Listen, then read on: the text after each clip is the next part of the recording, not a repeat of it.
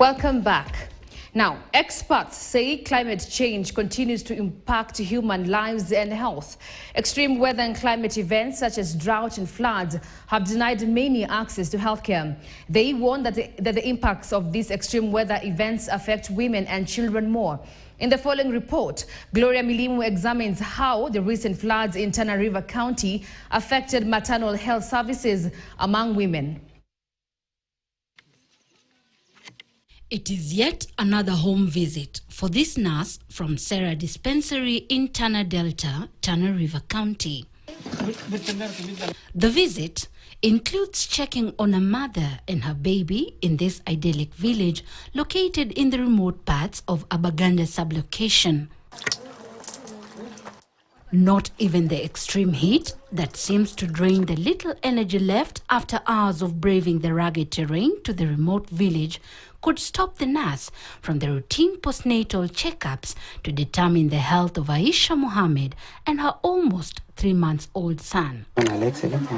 Such visits are crucial for the well-being of Mohammed's son, who was born at a time when the village came under the wrath of Mother Nature. The floods that had left her home submerged and taken over the entire village became a major barrier to access to maternal health services, resulting in home delivery that night, she narrates. Kwenda pale hospitali niko shida maji mengi. Sikuweza kwenda hospitali kwa sababu ya mafuriko. Hakukuwa na magari wala pikipiki ya kunipeleka hospitali kwa sababu hata barabara ilikuwa imejaa maji. Hakukuwa na magari, ilibidi tuhamie mahala pengine kilomita chache kutoka hapo. Sisi wamelalisha pale. Her father-in-law, Mahad Dwale Adan, recalls how the waters threatened to take the life of both his unborn grandchild and daughter that night. It was a daunting moment that left his family helpless. Wakati wa mfuriko ambayo msichana yangu kuzaa, la kwanza hapa kuna laga kutoka upande wa Ukambani hadi Mtotana. Wakati wa mvua kubwa kutoka juu mpaka huko chini. Hapa palijaa maji na maji yalitoka sehemu za juu na kujaa kila mahali. Yaliingia hadi kwenye nyumba zetu na hata muuguzi angekuja kumsaidia kujifungua kwa sababu hakukuwa na sehemu ya kupitia. Na ni usiku wakati anazaliwa. Ikijana tabita wapi ni haya barabara bitiki. The script is all too familiar for 35-year-old Zainab Moge Aden, a mother of 7 who also delivered under such circumstances. It took the intervention of a traditional birth attendant for her son to be delivered. Kulikuwa na mafuriko kila mahali. Hii barabara ya kwenda chini pia ilifurika. Ile ya kwenda hospitali pia ilikuwa inapitika. Kwa hivyo ilibidi nijifungue nyumbani. Experts say extreme weather events, such as floods, often affect access to reproductive and maternal care services. According to Ben Cliff Agala, who is the nurse in charge of Sarah Dispensary in Tana Delta, climate change impacts that continue to be felt in the country have affected access to these crucial services in the sub-county. We are facing a great challenge in terms of ANC uptake, delivery and even postnatal because of movements of people from one region to another, being that most of our clans are pastoralists.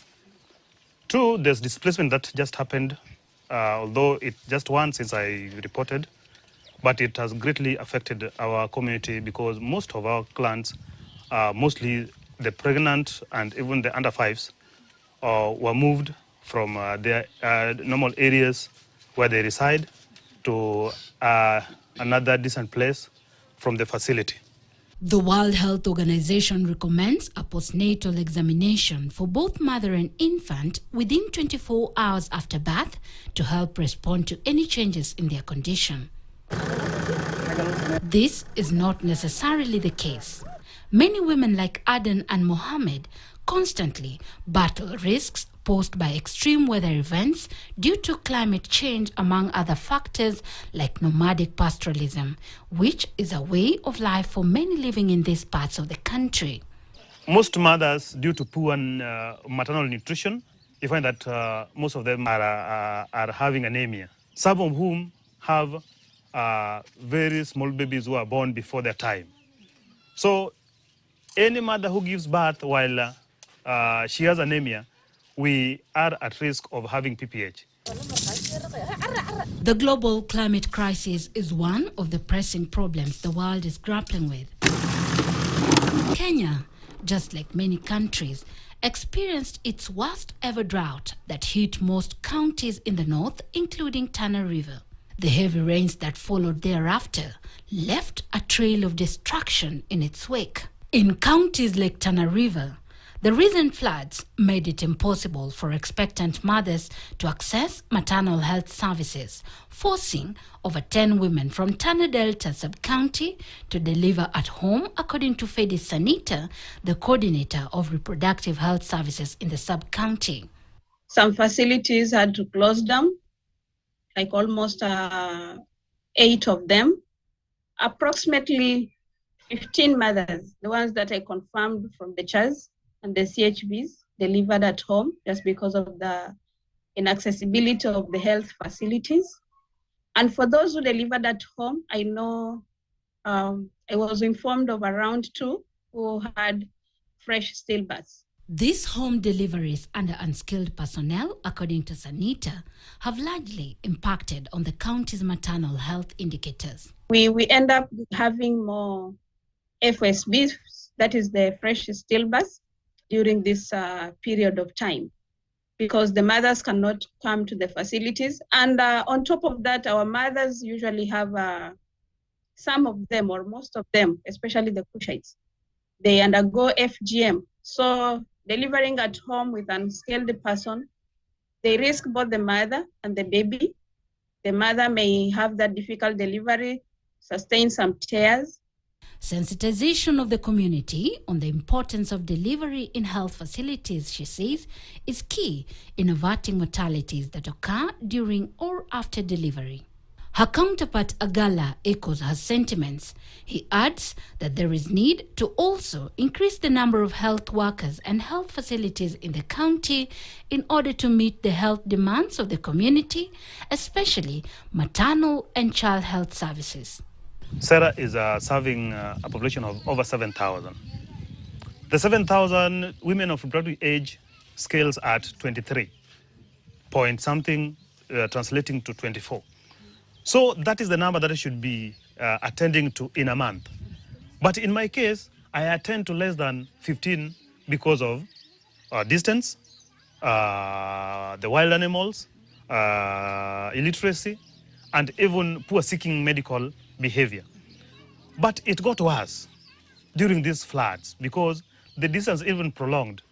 Kutembea kina mama mjamzito ni shida sana.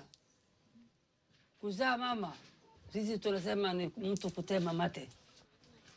Dakika moja hii iko afya, dakika hii baadaye kidogo mama karibu sasa anashika kuzaa. Na ni usiku wa manane. Utatembea kuvipi? Even as the world grapples with one of the greatest threats that has long-term implications on the most vulnerable populations, experts say there is need for governments to come up with climate adaptation plans that factor in vulnerable populations like pregnant women and neonates in a bid to improve overall resilience of societies. Gloria Milimu, KTN News. Now, as the real